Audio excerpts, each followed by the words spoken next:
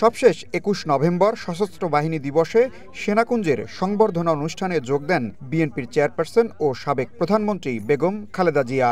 সেদিন সেনাকুঞ্জে খালেদা জিয়া ছিলেন অনেক হাস্যোজ্জ্বল। প্রধান উপদেষ্টা থেকে শুরু করে উপস্থিত অনেকের সাথে কথা বলেন, ছবিও তোলেন।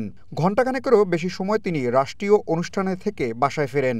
এর ঠিক দুদিন পর ২৩ নভেম্বর অসুস্থ বোধ করলে তাকে গুলশানের বাসা থেকে রাত ৮টার দিকে নেওয়া হয় রাজধানীর এভারকেয়ার হাসপাতালে। সেই রাতেই তাকে হাসপাতালে ভর্তি করা হয়।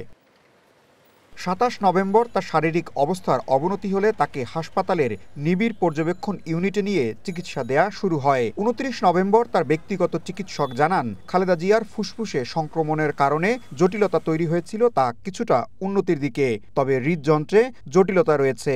এছাড়া ডায়াবেটিস বেড়ে গেছে, তারা তা নিয়ন্ত্রণে চেষ্টা করছেন।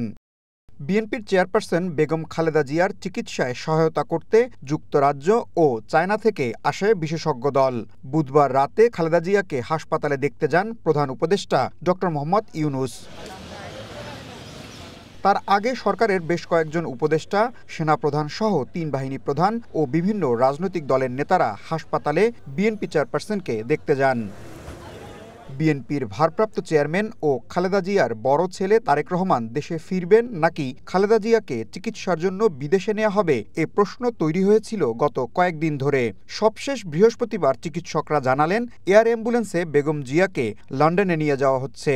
সর্বোচ্চ পর্যায়ের বিশেষজ্ঞ চিকিৎসকদের সমন্বয়ে গঠিত মেডিকেল বোর্ডের সর্বসম্মত সিদ্ধান্ত মোতাবেক এবং দেশনেত্রী বেগম খালেদা জিয়ার বর্তমান শারীরিক অবস্থার আলোকে আমরা ইনশাআল্লাহ, যদি সব কিছু ঠিক থাকে, আমরা কাতার রয়্যাল এয়ার অ্যাম্বুলেন্সের মাধ্যমে দেশনেত্রী বেগম খালেদা জিয়াকে আজকে এর মধ্যরাত্রির পরে অথবা আগামীকালকে সকালের ভিতর ইনশাআল্লাহ আমরা ওনাকে ইউকেতে অর্থাৎ লন্ডনে ওনাকে একটা নির্ধারিত হসপিটাল আমরা ঠিক করেছি, সেখানে আমরা ইনশাআল্লাহ ওনাকে নিয়ে যাব।